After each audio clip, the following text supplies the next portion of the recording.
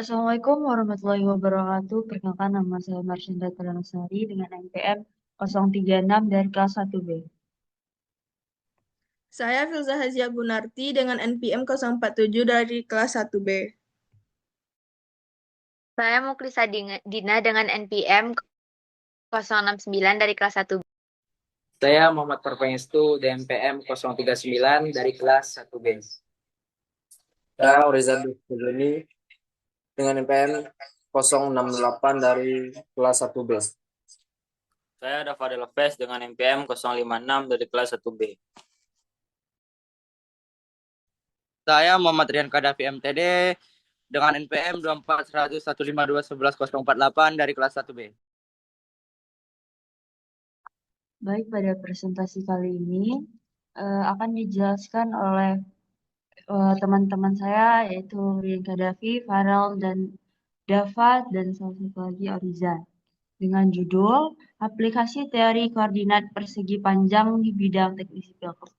Dipersilakan kepada Muhammad Rian Kadafi untuk menjelaskan. Oke, saya di sini akan menjelaskan tentang teori koordinat persegi panjang. Satu, konsep dasar koordinat persegi panjang.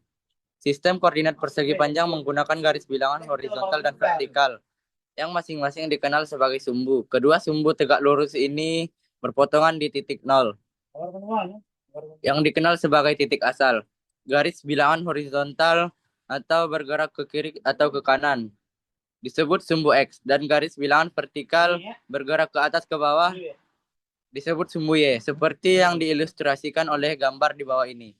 Angka-angka di sebelah kanan titik asal sepanjang sumbu X adalah positif, dan angka-angka di sebelah kiri adalah negatif. Angka-angka di atas titik asal sepanjang sumbu Y adalah positif, dan angka-angka di bawahnya adalah negatif. Tujuan dari sistem koordinat persegi panjang dan konvensi tanda adalah untuk menentukan letak suatu titik relatif terhadap sumbu X dan Y, dan mengacu pada titik asal 0. Sumbu X dan Y membagi bidang koordinat menjadi 4 wilayah yang disebut kuadran. Kuadran diberi nomor berlawanan arah jarum jam dari 1 hingga 4. Dimulai dari kuadran kanan atas seperti yang diilustrasikan dalam gambar 8.1C. Kuadran kanan atas adalah kuadran 1. Kuadran kiri atas adalah kuadran 2. Kuadran kiri bawah adalah kuadran 3. Dan kuadran kanan bawah adalah kuadran 4. Seperti yang ditunjukkan pada gambar berikut. 2. Fungsi dan kegunaan koordinat persegi panjang. Koordinat persegi panjang memiliki fungsi dan kegunaan yang penting dalam berbagai bidang, termasuk matematika, fisika, dan juga teknik. Berikut ini adalah beberapa fungsi dan kegunaan koordinat persegi panjang. A. Menentukan letak titik pada bidang. Fungsi utama koordinat persegi panjang adalah menentukan letak titik suatu bidang secara kompleks dengan membuat dua sumbu koordinat tegak lurus. Mulai dari titik 0, bergerak mendatar ke arah kanan untuk sumbu X dan ke atas untuk sumbu Y. B. Memvisualisasikan data dunia nyata. Koordinat persegi panjang dapat digunakan untuk memvisualisasikan data dunia nyata dengan mengidentifikasi pertanyaan yang bisa dijawab oleh data yang ada. C. Membantu membaca dan menggambar grafik. Koordinat persegi panjang dapat membantu kita untuk membaca dan menggambar grafik. D. Menunjukkan posisi suatu titik relatif terhadap sumbu X dan Y. Koordinat persegi panjang dapat menunjukkan kita letak suatu titik relatif terhadap sumbu X dan Y. Oke, selanjutnya akan dilanjutkan oleh teman saya, yaitu Dava Lopez. Kepada saudara, dipersilahkan. Silakan kepada Dava untuk menjelaskan materi selanjutnya. Selanjutnya masuk kepada materi selanjutnya, yaitu metode penentuan titik bidang dalam koordinat persegi panjang. Nah, untuk menentukan koordinat satu titik, ada beberapa metode yang harus kita lakukan. Di antaranya yaitu yang pertama, mencari jarak tegak lurus titik dari sumbu Y untuk mendapatkan koordinat X. Rumus untuk mencari jarak tegak lurus satu titik dari sumbu Y, yaitu untuk mendapatkan koordinat X adalah absis titik. Dalam sistem koordinat Kartesius, koordinat satu titik dirujuk oleh X, Y, di mana X adalah nilai absis, yaitu sumbu X, dan Y adalah nilai koordinat atau sumbu Y. Jarak tegak lurus adalah jarak antara dua objek yang diukur sepanjang garis tegak lurus terhadap satu atau keduanya. Lanjut kepada yang kedua, caranya yaitu mencari tegak lurus dari sumbu X. Untuk mendapatkan koordinat Y, jarak tegak lurus dari sumbu X untuk mendapatkan koordinat Y adalah koordinat Y itu sendiri. Dalam sistem koordinat kartesius, koordinat suatu titik digambarkan sebagai X, Y. Sumbu X atau absis adalah garis mendatar atau horizontal, sedangkan sumbu Y atau koordinat adalah garis tegak atau vertikal. Langkah ketiga yaitu menuliskan nilai X dan Y pada pasangan berurutan, yaitu X dan Y. Jangan sampai terbalik, yaitu Y dan X. Yang keempat yaitu ubah tanda X dan Y sesuai dengan kuadran tempatnya berada. Lanjut ke materi selanjutnya, itu yang akan dibacakan oleh Farel Pangestu. Kepada Farel Pangestu dipersilakan. Baiklah, di sini saya akan menjelaskan tentang penerapan teori koordinat persegi panjang dalam teknik sipil. Teori koordinat persegi panjang atau biasa disebut koordinat kartesian banyak diterapkan dalam berbagai aspek teknik sipil, terutama dalam perencanaan, desain, dan pelaksanaan konstruksi. Baiklah, yang pertama adalah beberapa penerapan teori dari koordinat persegi panjang. Yang pertama itu adalah 1. Perencanaan dan pemetaan. A. Survei tanah dan pemetaan lokasi. Koordinat persegi panjang digunakan untuk menentukan posisi titik di lahan atau peta. Dalam survei tanah, setiap titik di permukaan bumi dipetakan dengan sistem koordinat untuk memastikan akurasi dalam desain dan pelaksanaan proyek konstruksi. Yang B. Pembuatan peta digital atau bisa disebut GIS, data geografis dipetakan menggunakan sistem koordinat untuk menciptakan model digital lokasi proyek. Baik, yang kedua yaitu desain bangunan dan struktur. Analisis struktur dalam perhitungan gaya pada elemen struktural seperti balok, kolom atau rangka baja, koordinat persegi panjang digunakan untuk menentukan posisi titik beban dan gaya. Misalnya saat menentukan pusat massa atau pusat gravitasi suatu struktur. B. Penentuan dimensi geometris, yaitu dalam AutoCAD atau software. Desain teknik lainnya, koordinat digunakan untuk menggambar dan mengukur dimensi bangunan sesuai skala. Yang ketiga, konstruksi jembatan dan jalan. A, yaitu penentuan alignment untuk menentukan posisi awal, tengah, dan akhir dari konstruksi jalan atau jembatan.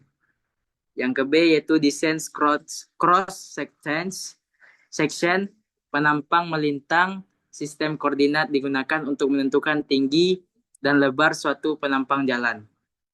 Yang keempat, yaitu pengukuran dan penentuan elevasi.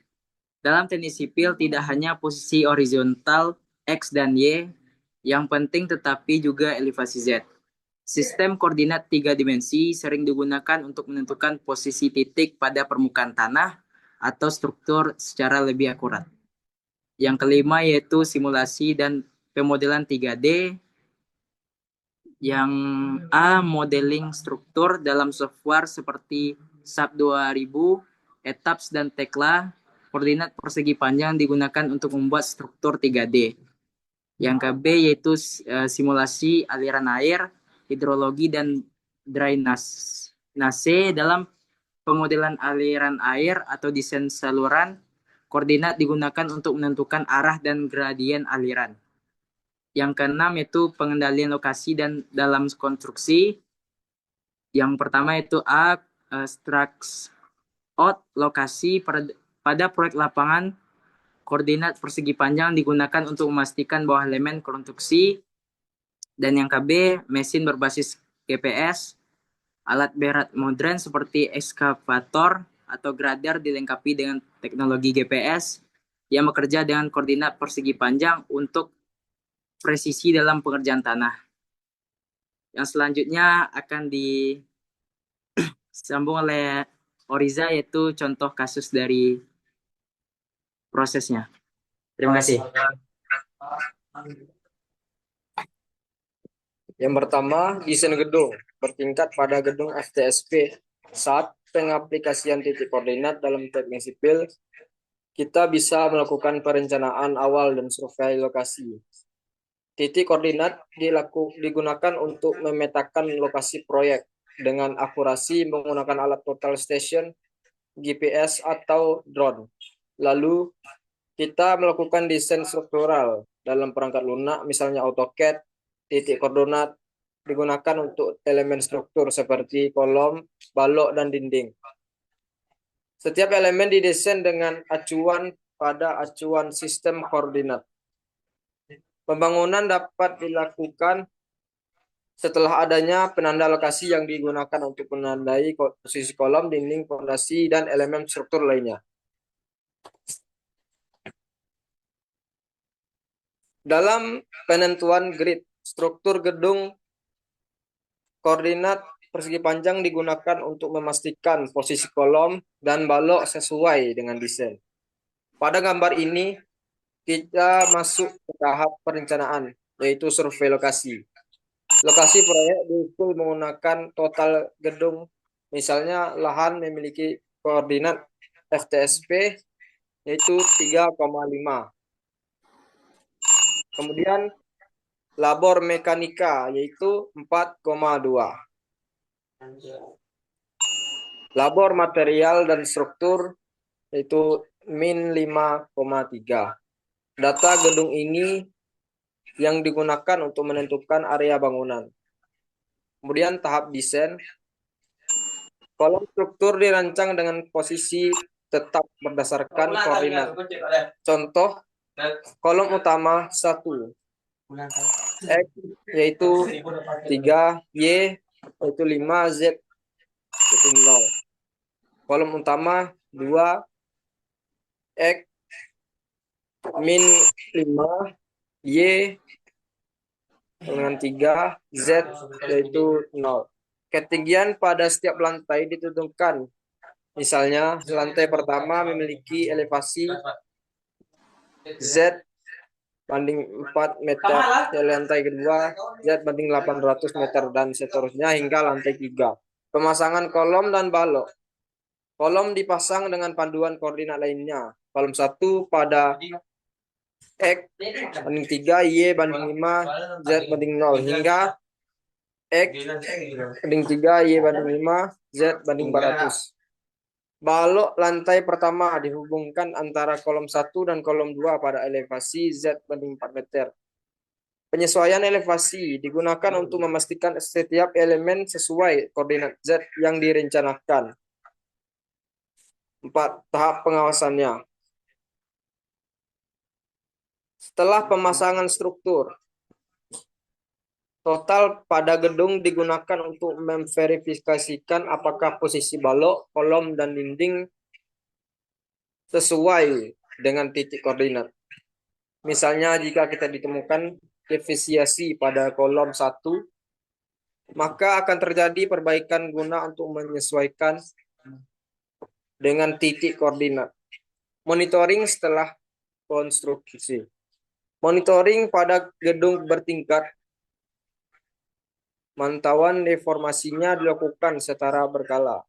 Misalnya, perubahan kecil pada koordinat kolom X 2.9, Y 4.8, Z 80 dapat menunjukkan adanya penggeseran pada struktur yang perlu dilakukan penanganan.